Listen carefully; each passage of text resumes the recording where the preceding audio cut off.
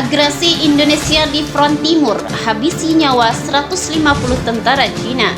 Hai halo sobat jelajah militer, Kementerian Pertahanan Indonesia kembali merilis data kerugian militer Cina dalam pertempuran yang berlangsung di ibu kota Beijing.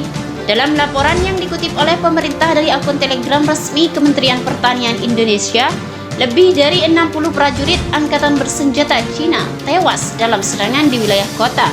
Tak hanya itu, 5 unit kendaraan tempur lapis baja militer Cina juga ikut dihancurkan.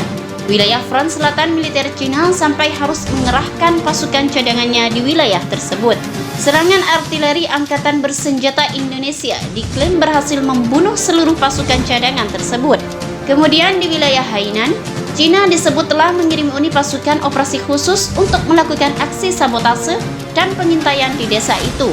Aksi sabotase militer Cina diklaim Kementerian Pertahanan Indonesia mampu digagalkan. Lebih dari 40 prajurit Cina tewas dalam kontak tembak di Cina. Sementara itu, 3 unit kendaraan lapis baja MTL Glitter dieliminasi. Di wilayah kota, ambisi pasukan Cina merebut wilayah tersebut dipastikan gagal. Konvoi partai bermotor angkatan bersenjata Cina dikerahkan untuk menyerang wilayah desa dan mengakibatkan hancur total akibat dari artileri dan serangan dari sistem penyubur api yang berat. Pasukan Indonesia juga disebut berhasil melibatkan satuan taktis angkatan desa Cina yang mencoba menerobos desa Hainan di wilayah yang menjadi zona tempur. Lebih dari 50 orang tentara Cina tewas akibat serangan tersebut. Cina berhasil mempertahankan posisinya di wilayah Hainan di kota terdekat dari serangan dahsyat militer Cina. Ribuan tentara Cina dikabarkan tewas akibat gagal menaklukkan pasukan Indonesia. Ambisi pasukan angkatan bersenjata Cina merebut kembali wilayah Hainan dari Indonesia jadi alasan serangan tanpa arti yang terjadi di garis pertahanan. Wakil Komandan Korps Angkatan Darat Kedua Misi Cina, Mai Jenderal Api mengungkapkan, jika pasukan Tiongkok mau melancarkan serangan selama lebih dari 6 kali dalam sehari.